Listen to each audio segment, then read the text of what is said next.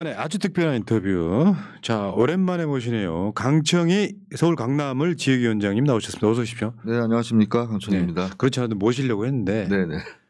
그런 게 있어요. 그러니까 총선이 끝난 이후에 국회의원들이 워낙 많아. 네. 근데 그분들이 들어갈 자리가 네. 그것도 막 한정돼 있어갖고 네. 나는 우리 위원장님을 한번 꼭 모시고 싶었다 했는데 드디어 오늘 다시 한번 나오시게 됐습니다. 감사합니다. 지금 민주당의 보건의료특별위원회 위원장이시고요. 네. 당선은 안 되셨지만 강남에서 파란을 일으키신 분이고 현재 서울 강남을 지역위원장이시고 예전에 대한의사협회 상금 부회장이셨던 찐 의사. 근데 지금 내가 의사만 할 수가 없어서 지금 네. 다시 나오신 바로 우리 위원장님이신데 여러분 있잖아요. 이분들은 정치 후원금을 못 걷습니다. 그래서 유튜브라도 구독해 주시면 감사하겠습니다. 네. 채팅창 상단에 강청희 TV 구독 꼭 눌러주시기 바라겠습니다. 자, 먼저 이야기 나눠볼게. 총선 후에는 처음 나오시는 거라서 네. 총선 때 강청희 후보가 기록을 하나 세웠습니다. 역대 민주당 출신 후보 중에서 강남에서 유일하게 5만 표 이상 득표한 최초의 후보. 네. 당선되신 분도 있는데 5만 표는 아니었다는 거예요. 네. 4만 6천 표였죠. 자, 네. 자, 그러니까 얼마나 얻으셨냐면요. 5만 663표. 41.42%. 아깝네요. 어떤 지역에 가면 3자 대결일 경우에는 당선 네. 득표율이거든요. 저는 원래 한 5만 표 되면은 된다 생각하고 시작을 했는데 그 하다 보니까 결집이라는 게 상당히 무섭구나를 실감했습니다. 저번 총선 때는 야 이러다가 민주당 200석 넘는다. 네. 우리라도 국민의힘 지키자. 이런 바람이 네. 항상 불어요. 항상 네. 결집되는 게 있고. 그지만 그 사이에 우리 이 위원장님께서는 지역에서 열심히 활동하십니다. 심지어 강남에서 있는 집회에도 나가 연사로 활동하시더라고요. 네. 자, 근데 지금부터 한번 이따 의료 대란 이야기 하시기 전에 네. 뭐 특별히 이변이 없는 한 곧 대선이 이루어질 가능성이 높은데 네. 이재명, 윤석열 두 후보의 표차는 24만 표였어요. 네. 0.78%. 근데 강남에서 어떻게 되는가 한번 볼게요. 강남에서요, 여러분.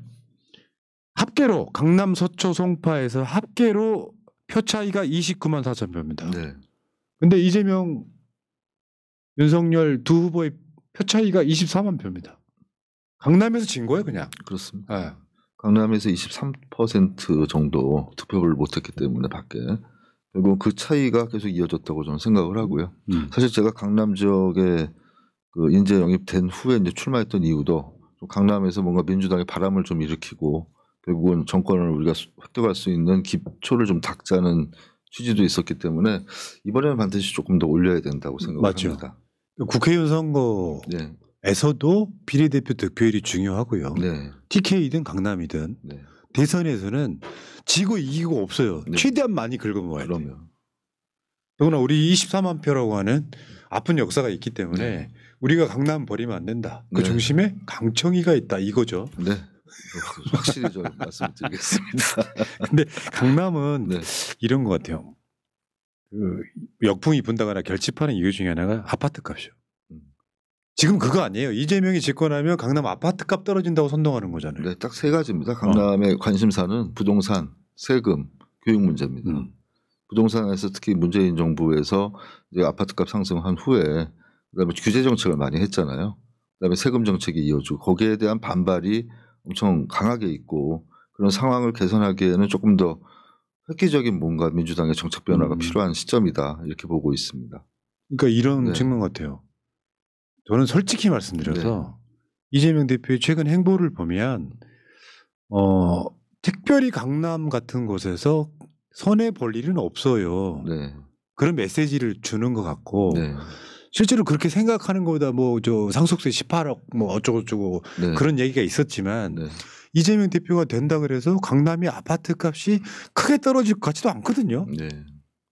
저는 그렇게 생각합니다. 아파트 값이 시기적으로 올라가고 내려가고 이게 중요한 것이 아니라 자산에 대한 어떤 개념, 그러니까 부동산을 자산 가치의 제1번으로 지금 보고 있잖아요. 특히 강남에 계신 분들이 그게 또 심하고 집 한 채 있는 분들이 많기 때문에 그 집에 대한 이제 세금 문제, 근데 소유를 계속 할 수 있느냐 없느냐의 문제에서 불안감을 느끼는 거죠.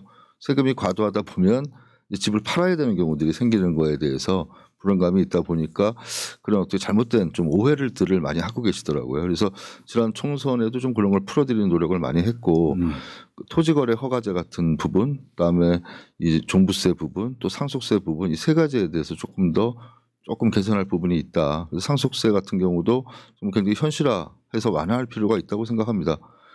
거의 예전에는 0.9% 정도가 차지했던 상속세를 내던 그 인구의 비중이 갈수록 9% 넘어가고 이제 10% 가고 자꾸 올라가는 추세고 예. 모든 중산층이 부모한테 상속받은 집을 팔아야 세금 낼 수 있다는 그런 불안감이 좀 있기 때문에 그런 해소 차원에서 아마 대표님이 18억 말씀하신 것 같고요. 이 어느 정도 시기가 많이 지났기 때문에 좀 그 가격에 대해서는 기준 가격에 대해서는 현실화할 필요가 있다고 생각합니다. 저는 그 공약으로 냈던 공약 중에 하나가 2자녀 이상 주택의 그 가구에 대해서는 상속세를 어느 정도 좀 완화시켜주는 그런 정책 공약도 낸 바가 있습니다. 장기적으로요. 네. 이 갑작스럽게 집값이 떨어지면 대한민국 경제도 문제가 생기잖아요. 네네. 거품이 꺼지면. 그렇죠. 그러면 장기적으로 봤을 때는 집값은 안정화되는 건 일단 맞는데 이때 이제 일반 강남에 안 사시는 분들 입장에서는 아파트 값이 떨어지길 바라고 강남 쪽에 계시는 분들은 이상하게 서울 아파트 값이 다 떨어져도 강남 쪽은 오르는 그 현상은 계속되고 있는 거잖아요. 그 방식으로 가서 근데 어쨌건 지금 강남 쪽 분들이 윤석열처럼 무능한 것보다는 이재명처럼 유능해서 뭐 얻는 이득이 더 많잖아요. 그런 방식으로 좀 설득을 했으면 좋겠다라는 생각이 들고요. 이재명 대표가 새날 방송 나와서 했던 얘기입니다. 민주당은 중도 보수다. 진보 아니다 했던 거. 강남 분들도 보시기엔 그렇죠. 중도 보수라는 개념이 결국 쉽게 얘기하면 강남에 있는 중산층을 겨냥했다고 좀 봅니다. 뭐 대구 경북도 마찬가지고 부산도 마찬가지고 우리나라의 중산층 이상이 되게 중도 보수에 속하고 있다고 저는 생각을 해서 그분들이 결국 탄핵에 찬성은 못하더라도 비상계엄은 잘못됐다. 내란은 잘못된 거라고 생각하는 모든 보수에 속한 분들을 우리가 끌어와야 되는 시점이라고 생각하고 있습니다. 그러니까 우리 위원장님 같은 경우는 강남 맞춤형 후보였었잖아요.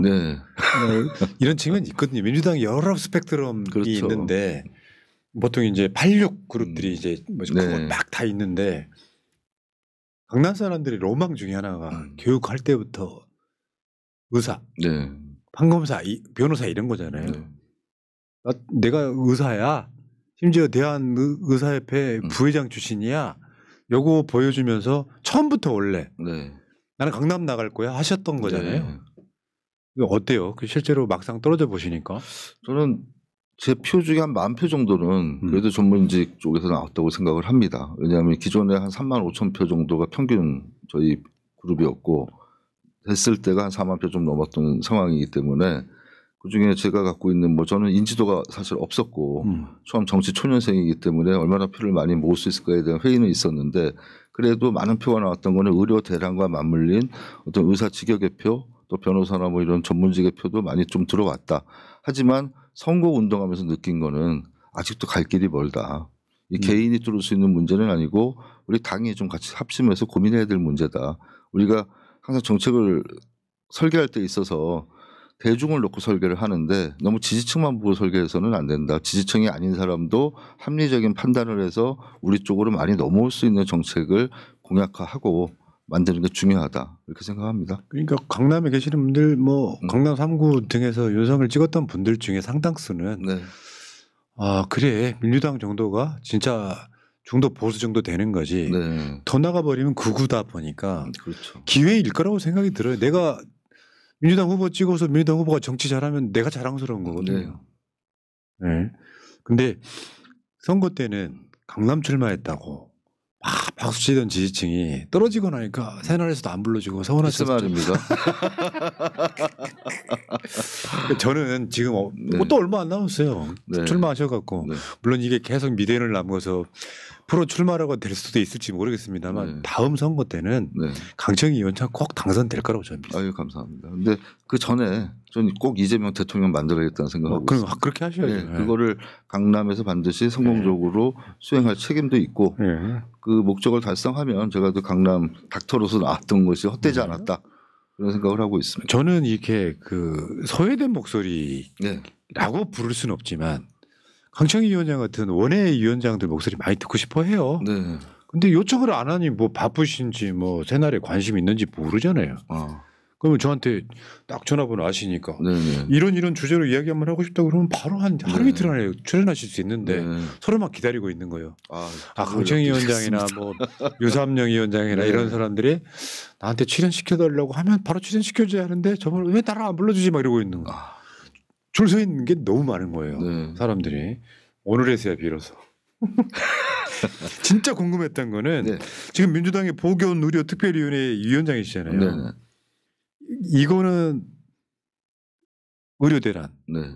의사 뭐 정원 이런 것들 때문에 만들어진 거잖아요. 아닙니다. 원래 상설위원회입니다. 원래요? 네, 원래 있던 원래 그 전에 뭐 의료 대란 전에는 뭐 주로 뭐 하는 보건의료 특별위원회가 되게 직능 쪽 15개 직능을 되게 관리하고 보건의료 관련 단체들이 있거든요. 예. 그다음에 또 정책 공약이나 이런 걸 기반이 되는 정책 안을 만드는 그런 걸로 되게 원 내에 계신 의원님들이 주로 했었죠.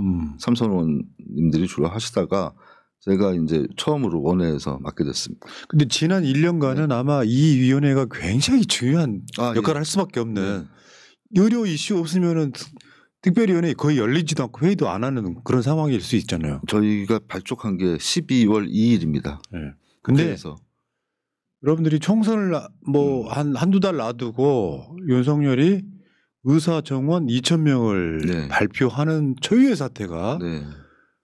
그러면서 이게 지금 1년이 이제 넘었단 말이에요. 아마 2월 달인가 그 발표를 했었죠. 네. 처음에. 2월 19일 날 정식으로 이게 나왔고 윤석열이 발표한 거 2월 3일 쯤에 아마 발표한 걸로 기억을 합니다. 근데 그때도 저는 제가 YTN인가 어디 출연 중이었는데 연합뉴스에 출연 중이었는데 그 소식 듣고 망할 정책이라고 그랬거든요.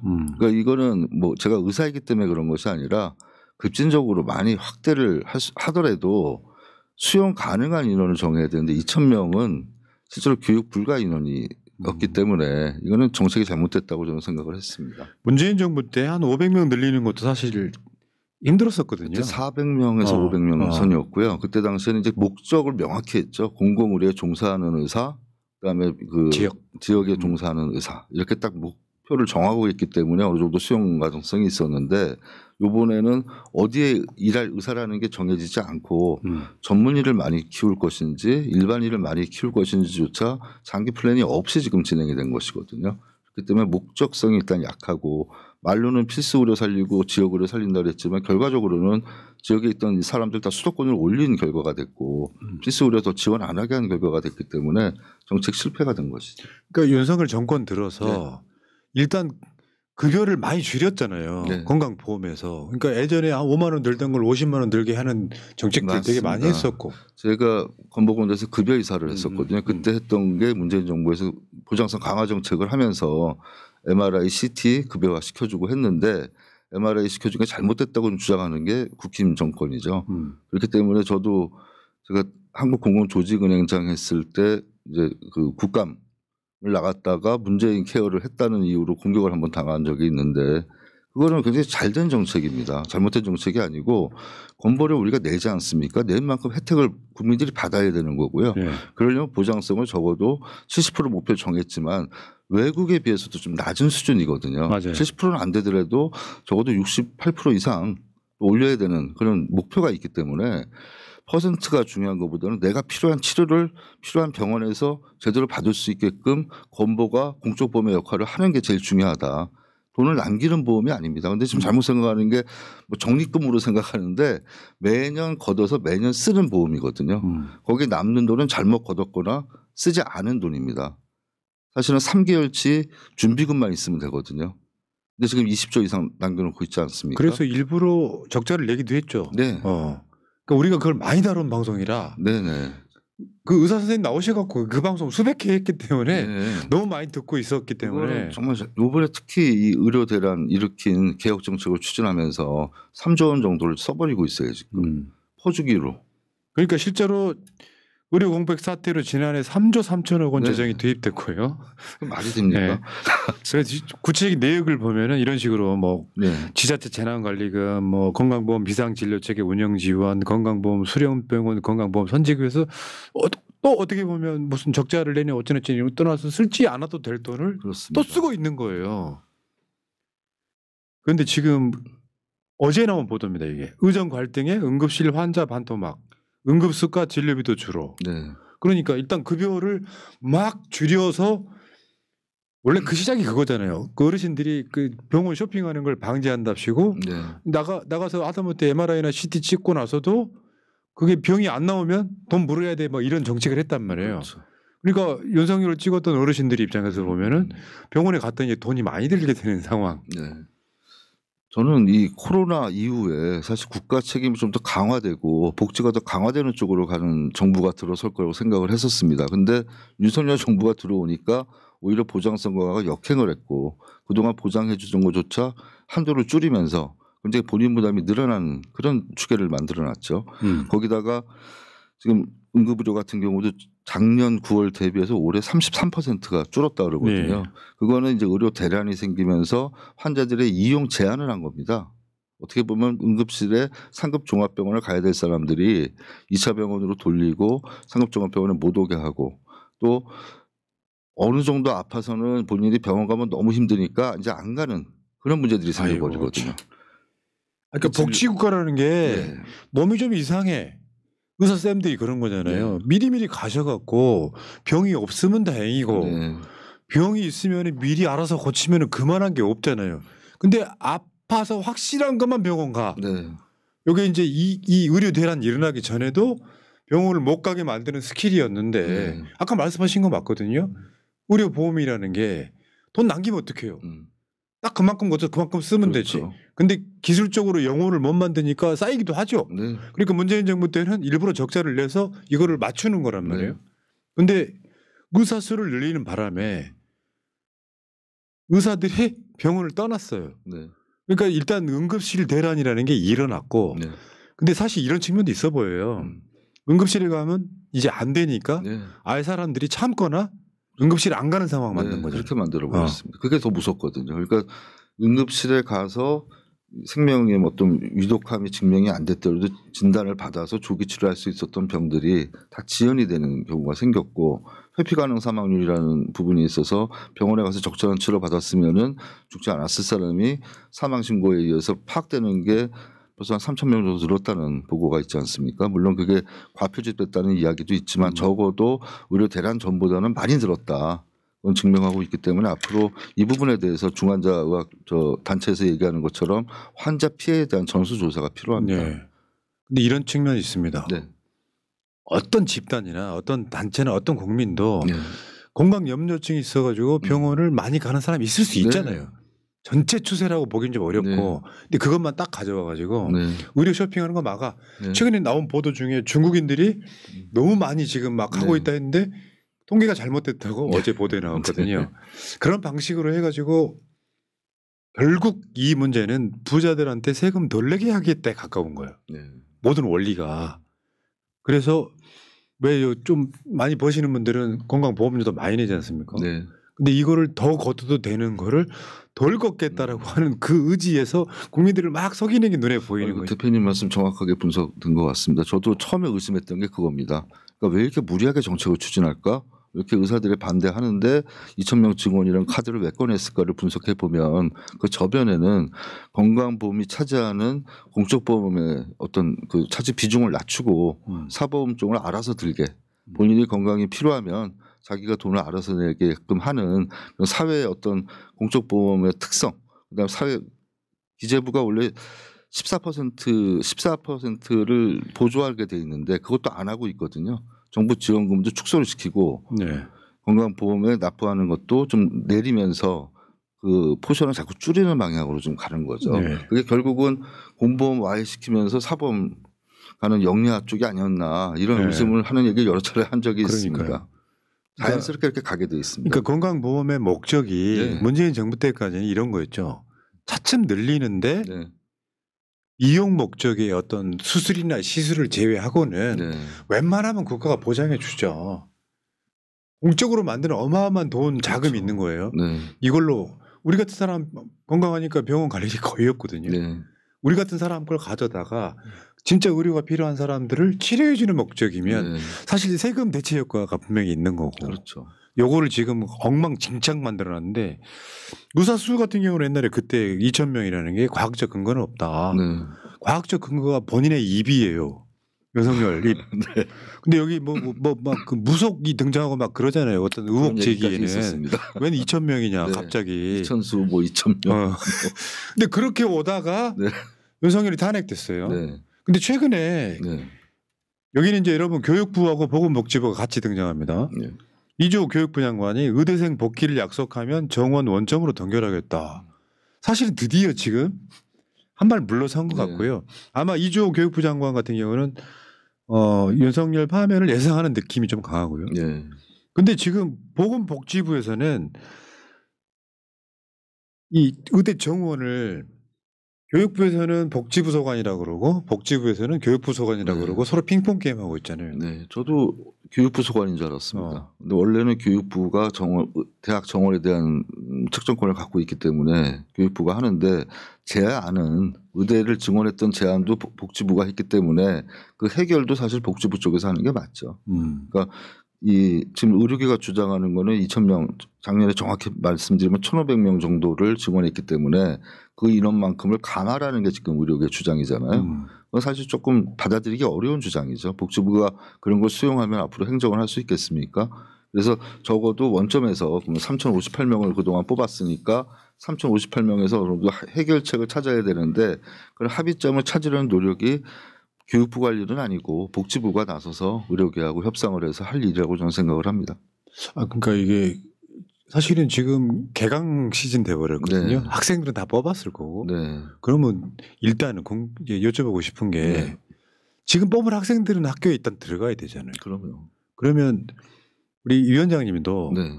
올해는 그냥 뽑은 그대로 가되 네. 내년부터라도 원점으로 가야 된다 생각하시는 거예요? 다른 방법이 있는 거예요? 저는 저런 생각을 합니다. 작년에 12월 달에 저희 보건의료 특위에서 토론을 한 번 했습니다. 국회 네. 토론을 했는데 그때 나왔던 결론이 의사 숫자 부족한 건 맞다. 어차피 늘려가야 되는데 점진적으로 늘려야 된다. 또 한 가지는 2,000명은 과도하다. 당장 2,000명 뽑은 인원을 수용할 교육시설도 없고 이 사람들이 배출됐을 때 할 일자리 문제가 또 생기기 때문에 그다음에 또 일자리를 잡고 나면 건보 재정의 문제가 생기거든요. 갑자기 늘어난 의사를 먹여 살리려면 건보 재정이 투입될 거 아닙니까? 그렇죠. 그렇기 때문에 문제점이 많아서 1,500명을 뽑은 사람들은 신입생으로 일단 받았으니까 그 사람들을 학교 못 다니게 할 수는 없지 않습니까? 네. 의과대학 수업을 잘 듣게끔 교육 환경을 마련해 줘야 되고 그다음 합의 기간 동안에 어느 정도 중단할 필요는 있다. 그러니까 의료계하고 합의를 해서 협의해서 좀 돌아올 사람은 돌아오고 학생들 복학을 시켜야 되잖아요. 그러면 적절한 숫자 뭐 400에서 500을 늘리는 선에서 합의가 되건 아니면 3,058명에서 합의가 되건 합의를 할 수 있는 거를 정부가 제시를 해줘야 서로 대화의 장이 열릴 텐데 지금 그게 지금 전혀 마련이 안 돼서 26년도 정원은 잠깐 쉬어가더라도 27년, 28년 정원은 합의에 의해서 서로 가야 되지 않나 이런 생각을 하고 있고요. 지금 국회에서 얼마 전에 법사위 그 추계위원회 건이 이제 통과됐지 않았습니까? 거기에 대해서 좀 의료계가 반대하고 있는데 원래는 의료계가 원했던 거거든요. 합리적 근거를 가진 추계위원회에서 결정된 거를 지키겠다는 거 아니에요? 네. 그 부분들을 좀 서로 대화가 지금 신뢰가 다 깨졌기 때문에 의정 간의 신뢰 회복을 하고 그 중간 역할을 국회가 하고 해서 빨리 합의 볼 사항이라고 저는 생각을 합니다. 그런데 전공의 문제하고 학생 문제는 별개예요. 전공의 사직은 이미 사직한 사람들이 직업인입니다.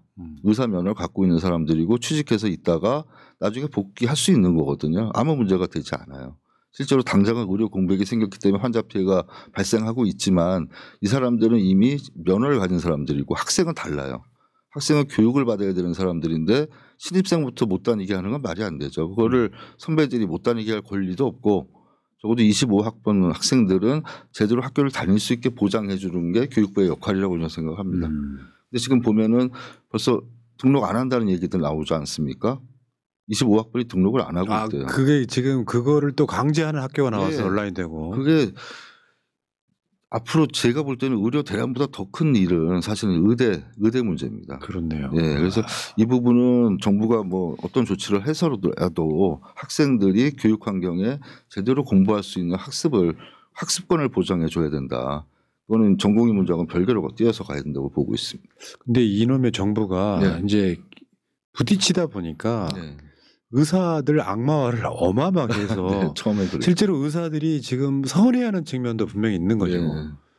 근데 이 사람들은 진보 보수를 떠나가지고 네. 만약에 정권이 바뀌게 되면은 대통령 레벨에서 한 번쯤은 사회적으로 이슈를 좀 모을 필요가 있어 네. 보이긴 해요. 정상으로 이제 네. 정상화 시키자. 그러면서 아까 나머지 사회적 대타협 등에 대해서는 전문가들이 나서가지고 네. 의사도 뭐 정치인도 네. 전문가들도 다 모여가지고 의견을 해서 이렇게 수렴된 숫자를 사회적으로 장기적 계획이 나와야 되는 거잖아요. 그렇죠. 앞으로 10년, 20년, 네. 20년 동안 얼만큼 모으자 필요하면. 네. 근데 그거 없이 그냥 무조건 2,000명. 근데 근거는 없어. 음. 그 복지부가 그 한참 논란일 때 근거라는 게 복지부 장관이 한 말, 네. 어떤 공적 자리에서 한 말이 근거가 되고 대통령이 한 말이 근거가 되고, 이거는 정말 역사적인 미스테리가 아닐까 싶어요. 그리고 OECD 국가에 비해서 부족하다는 이제 근거는 있었고요. 그다음에 네. 앞으로 뭐 장기적으로 봤을 때 10년 동안 뭐 10,000명이 부족하다는 이야기가 있었기 때문에 그걸 보충한다는 차원에서 했을 텐데, 하더라도 교육 환경에서 수용 가능한 인원만큼을 점진적으로 늘리는 걸 발표했다면 이렇게까지 충격이 있지는 않았을 거고요. 그다음에 처음에 반대했을 때 너무 강압을 했죠. 행정 권한을 좀 남용한 느낌이 좀 듭니다. 네. 사전에 집회 못하게 미리 막고 뭐 비대위도 못 만들게 하고 학생들의 아예 이 단합 행동을 방해하는 쪽으로 모든 걸 했는데, 그런 부분들이 잘 먹히지 않으니까 부작용만 나온 거죠. 그러다가 계엄 때는 포고령에 네, 의사들 처단한다. 배우 세력까지 처단한다. 그래서 배우 세력에 누가 있나? 강청이. 그런 거 없죠. 그래서 참 황당했고요. 그래놓고 헌법재판소에서 뭐 그냥 뭐 개도하는 차원에서 그냥 놔두긴 했습니다만 김용현이 써온 거를 네. 기억나십니까 했더니 저 그게 이제 기억납니다. 무슨 코미디를 했고요. 제가 보건의료 특위 12월 토론회하고 이제 우리 쪽에서 많은 공격을 받았는데요. 개인적으로도 뭐 이렇게 욕하는 사람도 있고 한데, 이유는 저는 그렇게 생각합니다. 윤석열이 있을 때는 잘못된 정책을 폈던 윤석열과 의사들의 싸움이었다고 치면 윤석열이 없어진 상황에서는 국민과 의사의 싸움이 되거든요.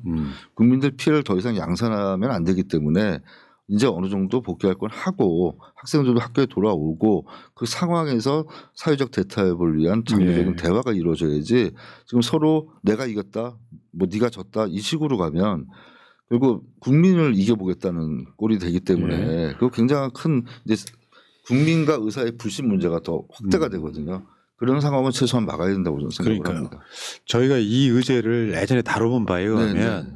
한국의 지금 소위 소수 기득권들이 하고 싶어하는 건 미국식 의료 시스템 같아요. 그거 불가능합니다. 미국식으로 이제 미국은 다 좋을 수도 없겠지만 네. 이 의료 분야에 대해서만큼 복지국가가 아니잖아요. 그러니까 의사들이 되게 보수 집단이고요. 보수 집단이 좋아하는 건 자유시장 경제죠. 그러니까 우리 의료도 자유시장 경제에 맡기면 충분히 더 많은 돈을 내가 벌 수 있을 거라는 착각들을 하는데, 실제로 자유경쟁에 들어가면 덤핑이 생깁니다. 제가 볼 땐 그렇습니다. 양극화 된다. 그렇죠. 이거죠. 버는 데는 많이 벌고 못 버는 데도 못 벌게 되기 때문에 또 그런 사회 문제가 또 있고요. 미국식 의료제도가 100% 좋은 거였으면 왜 도입을 안 했겠습니까? 그러니까요. 근데 영국식 의료제도 미국식 이렇게 대별해서 보는데 장단점들이 다 있어요. 우리나라 의료가 가장 편한 의료였습니다. 환자들, 국민들이 이용하기에 가장 편한 의료를 시행하다가 그게 이제 공급자의 너무 희생만 강요했다는 비난을 듣고 있었잖아요. 왜냐하면 저수가 체계 때문에 그렇습니다. 그런데 그 중에서도 저수가 외에 의료 소비를 과소비를 또 부추기는 측면도 통제가 안 됐었기 때문에 그 두 가지를 같이 조절해야 되는 문제가 좀 남아 있었죠. 근데 그런 기전에 대한 조절은 없고 숫자 늘려서 기득권 깨겠다는 식으로 접근하면 그게 제대로 된 정책이 나올 수가 없고요. 사실은 지불제도 개편을 먼저 했어야 됩니다.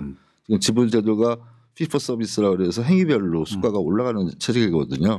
그러면 행위 비용을 늘리는 쪽으로 의사들은 당연히 할 수밖에 없는 상황이고, 그게 어느 정도 적정수가 범위 내에서 이루어지던 포괄로 묶던 묶음 지불로 가던 가치 기반 의료로 가던 이런 합의를 이뤄서 지불제도 개편을 먼저 한 다음에 이 제도의 어떤 변화를 서로 논의를 했어야 되는데, 그런 사회적 합의가 없이 숫자 늘려서 니네 힘을 약하게 해서 우리가 마음대로 하겠다로 가면 결국은 이런 상황이 올 수밖에 없죠. 전 미스테리예요. 근데 실제로 어떻게 보면 네. 윤석열이 소위 사회적으로 보면 기득권이라고 할 수 있는 의사들과 한편 먹고 갈 수 있었거든요. 네. 근데 그 총선 때 나는 의료개혁 했다라는 이미지를 얻고 싶었던 건지 아니면 정말로 어떤 비과학적인 근거가 있었는지 모르겠는데 이렇게 해놓고 완전히 엉망진창 만들어 놓고 본인은 감옥에 갇혔어요. 네. 참. 여러분이 있잖아요. 저는 지금 현재 세계적으로 보면 일본은 망한 나라에 가깝거든요. 네. 시스템도 그렇고 디지털화 안 되고 측면이 있는데 네. 의료만큼은 일본이 우리나라보다 낫습니다. 네. 일본 따라가면 왜 일본하고 좋아하면서 왜 그런 건 또 안 따라가려고 하는지. 일본 따라가려면 우리 돌봄 시스템 개편했어야죠. 네. 장기 요양 시스템 개편하고 그게 너무 급선무입니다, 사실. 그러니까 문재인 그 정부 때 그 K법이 뭐 대선 때부터 그런 거 있잖아요. 한 100만 원만 내면 네. 모든 사람들이 돈 없어서 병원 못 가는 일은 없게끔 만들어주는 어떤 사회적 시스템 합의를 네. 하고 네. 그것도 갑자기 하면 안 되니까 점차적으로 그렇죠. 만들어 가야 되고. 근데 이제 미국 따라가면 이제 뭐 소위 맹장 수술 한 번 하는데 막 1,000만 원씩 들고 막 이런 과정으로 가버리면 안 된다는 거예요. 그거를 우리 국민들이 수용 안 할 것이고요. 그다음에 사회보험 체제가 공고히 돼 있기 때문에 그런 세상 오기가 쉽지 않습니다. 네. 자, 그래요. 생각해 보니까 민주당엔 강청희 위원장이 있었네. 네. 야, 맞아요.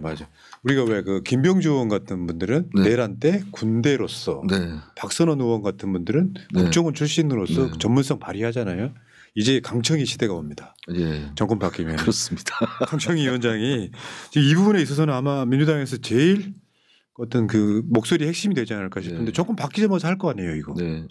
빨리 하자 이거. 이거는 지금부터도 뭐 밑작업을 하고 준비는 다 하고 있어야 되지만 결국 우리가 행정 권한을 가지고 있을 때 바꿀 수 있는 문제가 많기 때문에 새 정부에서 풀어야 될 숙제다. 예, 맞습니다. 한마디로 윤석열은 어떻게 보면 똥을 싸놓고 떠나버린 게 되고 그 똥 치우는 역할이 다음 정부의 몫인데 쉽지는 않습니다. 하지만 어렵지만 반드시 합리적으로 해결해서 국민들이 피해 없이 또 즐기던 의료 서비스를 계속 잘 보장받을 수 있게 해주는 게 민주당의 숙제다.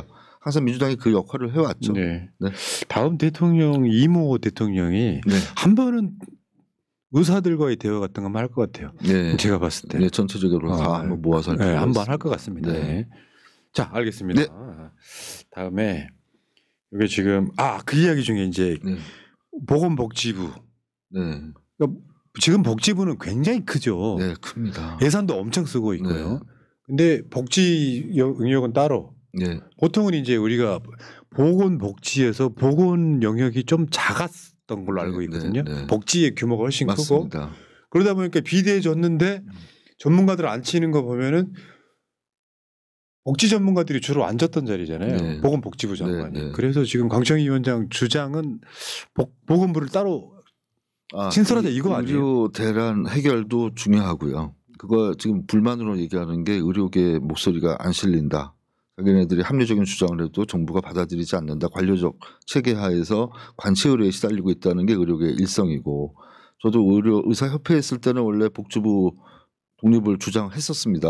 한 10년 전이죠. 그러다가 제가 나와서 또 보건소장을 해보니까 보건소하고 복지파트하고 떨어져 있잖아요. 지역사회에 가면 떨어집니다. 전혀 유계적인 관계가 없어요.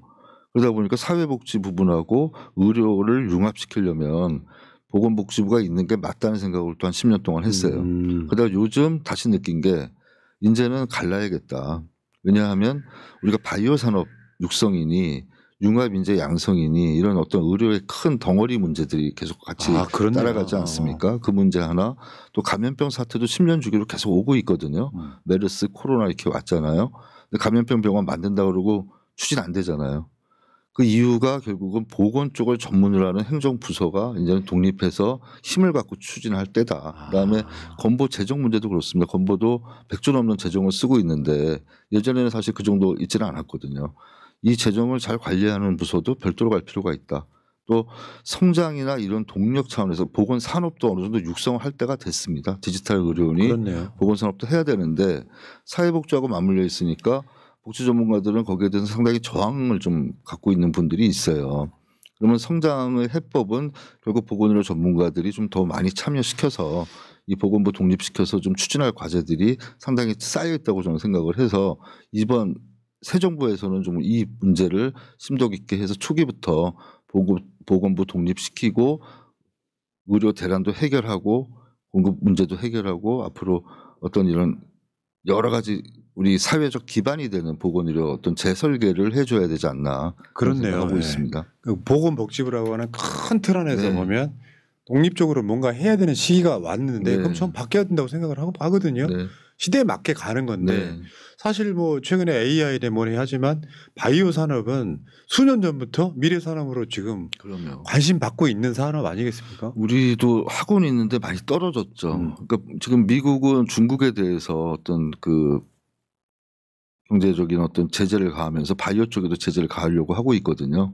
근데 우리도 그러면 바이오 시밀러를 지금 하고 있기 때문에 바이오 시밀러 부분에서 미국 내 공장이 없으면 앞으로 제재받을 가능성이 상당히 높아지고 있습니다. 근데 바이오 산업이 너무 외국에 비해서 뒤처지다 보면 결국 신약, 항암제, 면역 억제제, 면역성 그 약제들, 신약들에 대해서 과도하게 비싼 가격으로 계약해서 써야 되는 그런 날이 오거든요. 그러니까 국산화도 어느 정도 필요합니다. 기술력도 개발도 필요하고요. 그렇기 때문에 이제는 더 이상 늦출 수 없다. 그래서 결국 우리 정부, 새 정부가 앞으로 해야 될 과제가 이제 AI 혁명일 텐데 AI 혁명에 필요한 데이터가 결국 보건의료 데이터가 많고 또 신약 개발에 필요한 이런 데이터 센터 문제가 지역적으로 균등하게 클러스터처럼 배분돼야 될 필요가 있기 때문에 이런 부분들을 보건부가 좀 주체적으로 해야 된다. 지금 식약처 갖고는 기능이 약하죠. 예. 그렇기 때문에 같이 이거는 다 모여서 해야 될 문제고 이걸 했을 때 바이오 신약뿐만 아니라 이제 바이오에 필요한 유전체부터 여러 가지 관련 산업들이 있습니다. 반도체 뭐 다 관련 산업인데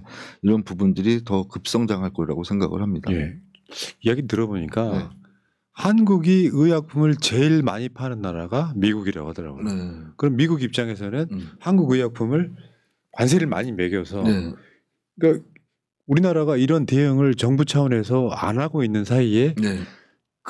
이나마 있던 우리가 바이오 그러면 제일 유명한 회사 삼바, 삼성 바이오가 네. 있고 셀트리온도 있고 네. 근데 그것마저도 바이오 전체 산업으로 보면 정말 아무것도 아닌 거예요. 네. 규모로 보면. 네. 그 바이오라는 게 생명 이런 거잖아요. 네. 생명에 관련된 모든 산업. 네. 뭐 에너지도 있고 뭐 여러 가지 있죠. 근데 그 중에서 저희가 관심 갖고 있는 건 이제 바이오 신약 쪽인데 네. 바이오 신약이 되게 개발되려면 20년 정도 걸립니다. 기존에. 근데 지금 AI가 도입되면은 임상 시험을 AI 데이터 가지고 대체할 수 있다 그래서 단축을 시킨다. 그 10년 안에서 뭐 5년까지도 끌어내린다는 기대를 하고 지금 투자를 하는데 성공률은 사실 10%밖에 안 돼요. 그렇겠네요. 네. 대신에 그 신약을 개발하는 과정 중에 관련 산업들이 발전을 합니다. 그래서 정부 재원도 들어가야 되고 민간 재원도 들어가야 되는데 그런 재원에 의한 앞으로 과거 김대중 정부에서 했던 어떤 벤처 투자 비슷한 그런 투자가 이루어져야 경제가 활성화된다고 저는 생각하고 있습니다. 그러니까 우리가 말하는 뭐 의사 정원 이런 것의 문제가 네. 아니라 결국에는 먹거리로서. 그렇죠. 의사가 증원됐잖아요. 네. 2,000명 증원된 의사 인력 어디다 쓸 겁니까? 이런 융합 인재 양성도 해야죠. 진료만 하는 게 아니라 그럼요. 뭐 저 옛날 말하자면 임상병리과 같은 의사들도 많아야 되고 네네. 의학 연구하는 의사들도 있어야 그럼요. 되는 거고. 그래서 의대를 굳이 안 가더라도 생명공학이나 이런 쪽에서 뭔가 더 좋은 길을 만들어 줘야 지금 전교 1등에서 뭐 전국 1등에서 10등까지가 의대 간다 그러지 않습니까? 그런 게 없어지죠. 맞죠. 그러면 기초과학 분야는 또 망해요. 그러면 그러니까 요즘에 젊은이들이 아니 고등학생들이 예. 의대 정원 늘린다고 하니까 다 의대를 가는데 네. 그러면 과학자는 누가 하고? 그러면 이런 기초과학이 필요한 분야를 육성해 주는 게 정부의 저는 국가 책임이라고 생각합니다. 사회적으로 그러니까 이걸 조정하는 게 정부의 역할인데 네. 아무것도 하지 않고 대책도 없이 2,000명 늘려 해서 사실 2,000명 늘리지도 못했죠. 정확히 네, 말하면. 못했죠. 한 1,504명인가 뭐 3명인가. 1,508명. 이렇게 주먹구구로 하는 1,538. 정권이 있었겠어요? 처음 봤습니다. 처음 네. 봤고 그렇게 고집 세우고 다 안 된다 그러는데 혼자 불통 고집을 세워서 밀어붙이는 것도 처음 봤고요. 그렇게 하니까 결국 비상계엄까지 선포한 거 아니겠습니까? 저도 비상계엄 날 12월 3일 날 이제 국회를 갔어요. 밤에 갔는데 깜짝 놀랐습니다. 우리 국민들 진짜 대단하시고요. 시민들이 나와서 막지 않았으면 그 현장을 보지 않은 사람은 개몽령이란 말에 속아요. 현장에 들어가서 느꼈던 사람은 절대 속지 않습니다. 진짜 하려고 그랬고 막았고 뭐든 끌어내려고 그랬던 그 흔적들이 있기 때문에 나는 윤석열 혼자 나와서 그 거짓말할 때 보고 진짜 역겹다는 생각이 많이 들었어요. 그러니까 현실은 네. 진짜 그 저 계엄 내란해가지고 영구집계 하려고 했으면서 네. 이게 무슨 근데 그런 것 같아요. 포고령을 보면은 의사들이 믿긴 미웠었나 봐요. 굳이 거기다 의사군을 딱 집어 복귀 안 하면은 처단한다 이게 무슨. 그 1번이 정치활동 금지잖아요. 그래서 제가 그 포고령 나온 다음에 우리 지역위원회 단톡방에다가 국회 앞으로 모여달라는 글을 쓰면서 포고령 위반이구나. 그러네요. 위반하면 바로 잡혀가는 거예요. 1호 위반 벌써 하는구나 하면서 썼습니다. 참. 그리고 우리 강청희 위원장이 또 제 기억에 남는 게 당대표 테러당했을 때 의사로서 이렇게 가장 먼저 여기에 의학적 접근을 하셨던 분이고 최근에 그 수사 다시 해야 된다 이런 이야기도 좀 나오고 있지 않습니까? 저는 처음부터 그런 생각을 했는데요. 그 칼로 사람을 이렇게 손상을 줄 때 그렇게 정확히 찌르기 힘듭니다. 움직이는 사람은. 전문가라는 거예요? 어느 연습을 아무리 혼자 많이 해도 그렇게 하기 힘든데 이 사람은 그 오비 멤버 아닐까 하는 의심을 했어요. 그러니까 무슨 특수부대 오비 멤버 출신이 아닐까? 그다음에 또 종교단체하고 연결되지 않았을까? 이런 의심들을 다 우리 대책위에 계신 분들이 했거든요. 그다음에 이분을 벤치로 실어주는 사람도 무슨 교회 다니는 사람이고 그 교회 목사가 그렇게 우리 또 대표님 욕하는 사람이고 상당히 뭐 죽여야 된다 맨날 이런 얘기 했다는 그런 뭐 얘기도 있어서 한번 그런 것들이 다 수사가 됐어야 되는데 수사가 미진하죠. 그렇죠. 그렇기 때문에 그 부분은 반드시 정권 교체 후에 다시 짚어봐야겠다. 그런 생각하고 있습니다. 노상훈 수첩을 보면 충분히 나올 만합니다. 배우가 분명히 있어 보이는데 배우 없다로 끝냈고 이 사람은 지금 징역 15점 받았죠. 그리고 그 사람 이름 다 모르지 않습니까? 김진성. 그 공식적으로 발표된 적이 한 번도 없어요. 그렇네요. 우리가 알아낸 거구나. 그렇네요. 그럼 만약에 내란이 성공했다면 이 사람 석방인데요? 참 내란이 성공하면 안 되죠. 저는 군인들이 진짜 대단하다고 느끼는 게 시민들이 이 방어를 하니까 다 물러서더라고요. 그러니까 우리나라 군인들 옛날하고 틀립니다. 우리 광주에 갔던 군인 그런 시대하고 틀리기 때문에 앞으로도 이런 불법 비상계엄은 먹힐 수가 없다고 저는 생각합니다. 그러니까요. 우리 위원장님은 그저 참 원내로 못 들어간 아주 그 일부의 원내신데 거의 활동하시는 건 원내처럼 활동하시다 보니까 많이 좀 힘들었습니다. 존재감이 근데요 강남도 그 강남구청장을 민주당이 한 적이 불과 얼마 전에 있어요. 맞습니다.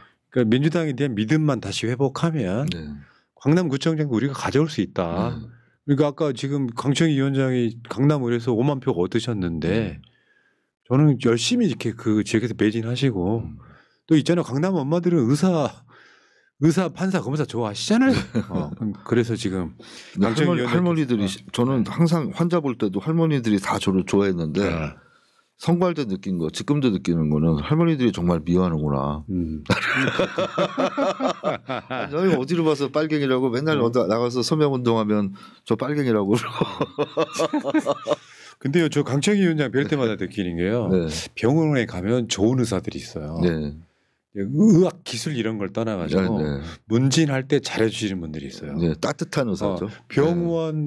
병에 대한 자세한 정보를 주고 처방만 해주는 게 아니라 이렇게 하셔야 된다고 자세히 알려주면서 아픈 사람의 심정을 공감해주는 사람. 딱 그런 느낌이세요. 제가 개업 10년 동안에 그거를 체득했습니다. 그러니까요. 그게 최고입니다. 알겠습니다. 수술 잘하는 의사보다 마음을 열어주는 의사가 최고입니다. 알겠습니다. 자, 강청희 위원장하고 인터뷰 하니까요. 좀 뭔가 좀 여러 가지가 좀 풀리고 자주 나오세요. 자주 불러주시면 항상 원하시면은 항상 저한테 이거 하시면 일주일 안에 답 드릴게요. 고정 하나 시켜주십시오. 이것도 괜찮네. 자, 강청희 위원장과 함께했고 여러분 오늘 방송도 다시 한번 봐주시기 바라겠습니다. 지금 윤석열이 어떤 짓을 했는지도 나오실 것 같고 민주당 보건의료특별위원회 위원장, 민주당 서울 강남을 지역위원장 강청희 위원장과 함께한 시간이었습니다. 고생하셨습니다. 네, 감사합니다.